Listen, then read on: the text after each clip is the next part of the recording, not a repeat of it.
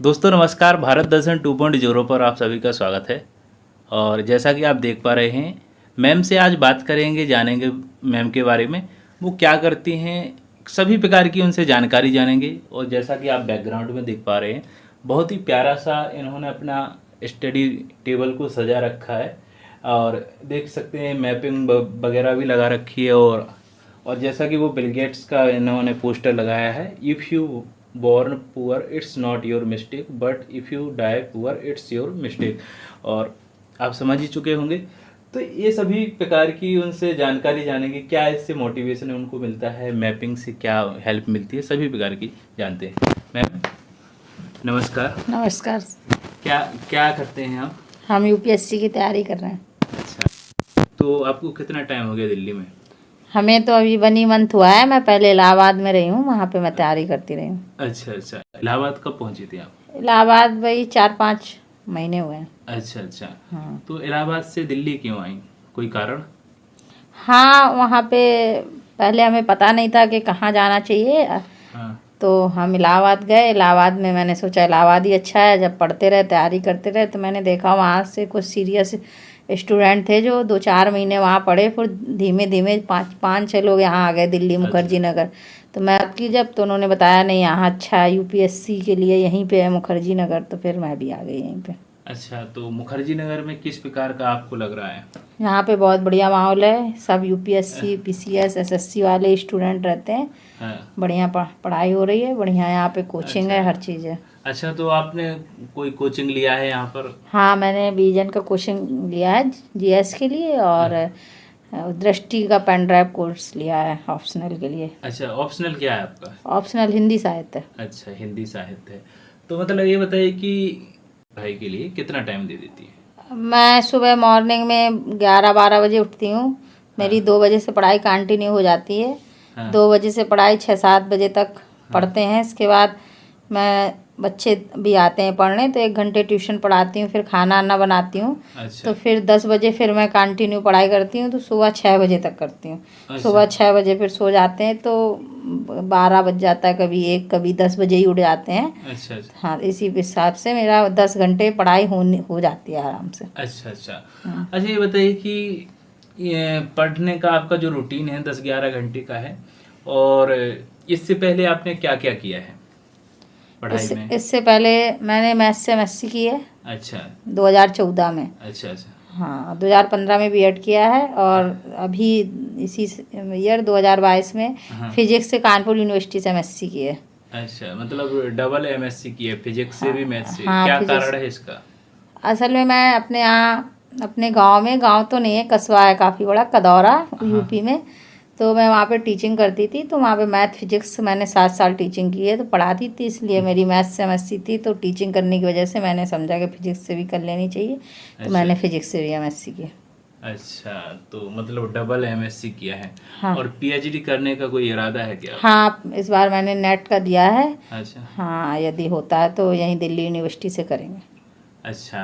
अच्छा, ये बताइए कि पढ़ाई के लिए जब गर्ल्स यहाँ पर आती हैं, तो उन्हें किस प्रकार की यहाँ पर मतलब सावधानी रखनी चाहिए, क्या करना चाहिए, खासकर गर्ल्स के लिए? कोई भी प्रॉब्लम नहीं है यहाँ पे, अपने से होता है। आएँ, कोचिंग लें, आराम से पढ़ें। नहीं कोचिंग लेना है, पीजी में रहें, रूम लें, कोई दिक्कत नहीं है। अच्छा आराम से पढ़ सकती हैं, कोई परेशानी नहीं बिल्कुल भी। अच्छा, महीने का कितना खर्चा हो जाता है लगभग आपका यहाँ पे? मेरा 13-14 हज़ार हो जाता है। 13-14 हजार रुपये हाँ। खर्चा हो जाता है। हाँ, आराम से हो जाता है। अच्छा, जो आपका ये रूम है, इसका क्या रेंट है आपका? इसका रेंट 4,000 रुपये है। अच्छा अच्छा। हाँ, और 5-6 हज़ार रुपये खाने पीने में हो जाता है, और काफ़ी खर्चा होता है। कहीं कुछ लेना पड़ता है, बुक वगैरह, और कुछ भी कॉपी है, बुक है, और क्वेश्चन पेपर है। कई चीज़ें ऐसी होती कि पता नहीं चलते हैं रुपए कहाँ खर्च हो जाते हैं। 13-14 से भी ज़्यादा ही खर्च हो जाते हैं, कम नहीं होते। मगर नॉर्मली 10,000 मान लो, 10,000 खर्च नॉर्मली हो जाता है। हो जाता है। अच्छा अच्छा, ये बताइए कि आप जो पढ़ाई कर रहे हैं यूपीएससी की, तो स्टार्टिंग कब से की थी आपने इसकी? मैंने स्टार्टिंग तो अभी 4-5 महीने ही हुए हैं करते हुए। 4-5 महीने हाँ। से। अच्छा, इससे पहले आपने क्या किया है? इससे पहले मैं टीचिंग करती थी, टीचिंग फील्ड में उतर भी गई थी, मेरा हो भी जाता उसमें अच्छी तैयारी, मगर मेरा एक जुनून था कि मेरे को यूपीएससी की तैयारी करनी है, पर मैंने अपने यहाँ कभी किसी को नहीं बताया कि मेरे को यूपीएससी की तैयारी करनी है। अभी भी मैं दिल्ली आई हूँ तो किसी भी मेरे फ्रेंड सर्कल में ना किसी को भी पता नहीं कि हम यूपीएससी की तैयारी कर रहे हैं, ना मेरे घर में किसी को भी मैंने नहीं बताया। अच्छा। सबको यही मालूम है कि मेरा टीचिंग में जीआईसी का प्री निकल गया था, तो सबको बताया था मैंने मेंस की तैयारी करना है इसलिए हम इलाहाबाद जा रहे हैं। हाँ। और जबकि मैंने मेंस की तैयारी की नहीं यहाँ पे, मैंने ऐसी नॉर्मली पेपर दे दिया था, तो उसमें मेरा मैथ का पेपर अच्छा हुआ पर हिंदी का नहीं हो पाया, हिंदी भी था उसमें। अच्छा। हाँ, तो मेरा उसमें तो कुछ अच्छा नहीं हुआ। और मेरा एक असल में मेरी एज भी 28 हो गई, 29 चालू है और 32 जनरल से मैं आती हूँ, 32 ईयर है जनरल में। तो मेरा एक जुनून था कि यदि मैं नहीं कर पाई ना, अपने आप को कभी माफ़ नहीं कर पाऊँगी। कुछ घर के प्रॉब्लम रहती हैं बहुत बड़ी गर्ल्स के लिए, कि जो सही समय था ना आने का, और अब यूट्यूब वगैरह हैं तो अब ज़्यादा जानकारी मिल जाती, सबके सही समय तुरंत ग्रेजुएशन के बाद होता है करने का। तो मेरे को इतना कुछ पता नहीं था, तो मैंने यही सोचा कि बस जो भी समय है, जो कुछ भी है, तो मेरे को यूपीएससी के लिए पूरा देना चाहिए। तो मैं उतर गई यूपीएससी में, हो या ना हो, अपने पूरा 100% देंगे, वो एक अलग बात है, हो या ना हो। अच्छा। हाँ। अच्छा, तो दिल्ली के बारे में आप कहाँ से आपको पता चला? मेरे को इलाहाबाद से पता चला। इलाहाबाद से। फिर साथ में स्टूडेंट थे, वहाँ पढ़ते थे, तैयारी करते थे। अच्छा। वो काफ़ी लोग यहाँ आए तो उन्होंने मेरे को बताया, तो मैं भी आ गई। अच्छा, ये बताइए कि आप ऑनलाइन क्लासेस कुछ लेती होंगी और ऑफलाइन, जैसे आपने कोर्स लिया है पेंटिंग। हाँ, ऑफलाइन लिया है, तो उसमें ऐप है। अच्छा। ऐप से जुड़े हुए हैं, आपको घर से पढ़ना है घर से भी पढ़ सकते हैं। अच्छा। और ऑफलाइन तो हम लोग जाते ही हैं। अच्छा, तो आपका मैसेज क्या रहेगा एस्पिरेंट के लिए? मैसेज यही रहेगा कि यदि आप तैयारी करना चाहते हैं, मेहनत करना चाहते हैं, पढ़ना चाहते हैं और अपना 100% देना चाहते हैं, तो सक्सेस दूर नहीं है। यदि हम अपना 100% देंगे तो ऐसा नहीं है कि हो नहीं। बस यदि हमारा मन है अच्छा, सिर्फ यहाँ घूमने मत आए। बहुत लोग घूमते भी हैं यहाँ आकर के, घूमने मत आए। यदि पढ़ना है तो आए, नहीं कोई बात नहीं। अच्छा, जैसा कि दोस्तों हमने मैम से बात की और ये इलाहाबाद से दिल्ली आए हैं। इलाहाबाद को दबा करके स्टूडेंट यहाँ पर ज़्यादा आने लगे हैं, तो मैम ने देखा दोस्तों से जाना और दिल्ली आ गई हैं। मुखर्जी नगर में वो रहती हैं और इन्होंने बताया उनका खर्चा 12-13 हज़ार हो ही जाता है, 14 हज़ार तक भी हो जाता है। क्या कि यहाँ पर खर्चे की बात करें, रूम इनका 4 हज़ार का है, काफ़ी सस्ता रूम है। लेकिन ये है कि 4 हज़ार रुपये दिल्ली में मुश्किल मिलता है रूम, लेकिन मैम को मिल गया है जैसे भी मिला हो। हाँ, रूम के बारे में बताएं कि रूम कैसे मिला आपको? रूम मैं यहाँ पे आई, अपनी फ्रेंडों से पूछा वो कहाँ रहती हैं, तो वो पीजी में रहती थी, तो मैंने यहीं पूछती रही, काफ़ी लोगों से पूछा, काफ़ी रूम देखे। हाँ, तो रूम 6,000, 7,000, 8,000 तक के रूम है यहाँ पे। तो मेरे को ये मिल गया, तो उन्हें आंटी ने 4,000 ही बोला था, तो मैंने कहा ठीक है कोई नहीं, तो मैं रहने लगी। तो ये बहुत बढ़िया रूम है जैसा कि आप देख पा रहे हैं। मैप आपने ये लगा रखे हैं, मैप वगैरह लगा रखे हैं बहुत ही, तो इससे क्या हेल्प मिलती है आपको?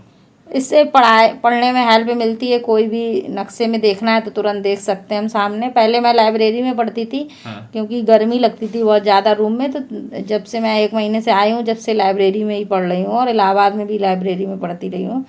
पर लाइब्रेरी में बन नहीं पा रहा था सारा, ये हर चीज़ मैप वगैरह नहीं लग पा रहे थे। अच्छा। तो फिर मैंने इसी महीने से रूम में पढ़ाई स्टार्ट की है। अच्छा, जैसा कि ये यूपीएससी का सिलेबस है, जैसा आप देख पा रहे हैं मैम का यूपीएससी का सिलेबस है, प्री मेंस दोनों का है। और बुक्स भी देख सकते हैं, भारत की राज्य व्यवस्था लक्ष्मीकांत भी रखी है, आज़ादी के बाद का भारत ये भी रखी हुई है बिपिन चंद्रा की।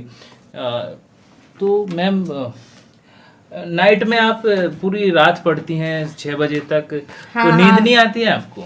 नहीं, अब आदत हो गई है पढ़ने की, तो कोई नींद आती भी है तो मैं 1 बोतल चाय बना के रख लेती हूँ।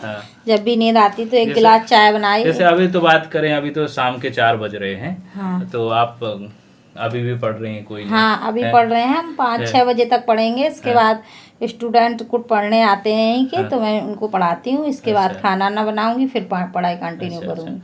तो मैम से बात करके अच्छा लगा और धन्यवाद मैम, आपने अपना कीमती समय दिया और मैम ने सभी प्रकार की जानकारी दी।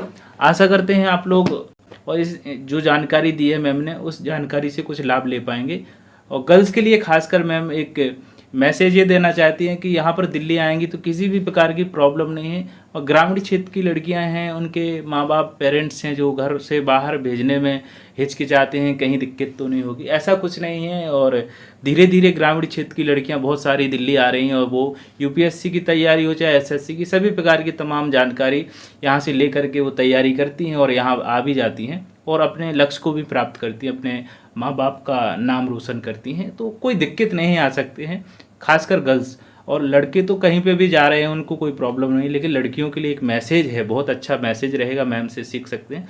वो भी मतलब एक तहसील है, ब्लॉक है, वहाँ से आई हैं, ज़्यादा बड़ा शहर तो नहीं है, कस्बा है, वहाँ से आए हैं कोई। और ग्रामीण क्षेत्र में ज़्यादा लड़कियों की स्थिति यही होती है कि माँ बाप से अलग नहीं हो पाती हैं, कहीं ना कहीं उनको डर होता है। लेकिन डरने की कोई बात नहीं, दिल्ली आएँ, अपने सपने को पूरा करें, साकार करें और अपने माँ बाप के सपनों को भी साकार करें। अगले वीडियो में नए टॉपिक के साथ मिलेंगे, तब तक के लिए नमस्कार, धन्यवाद।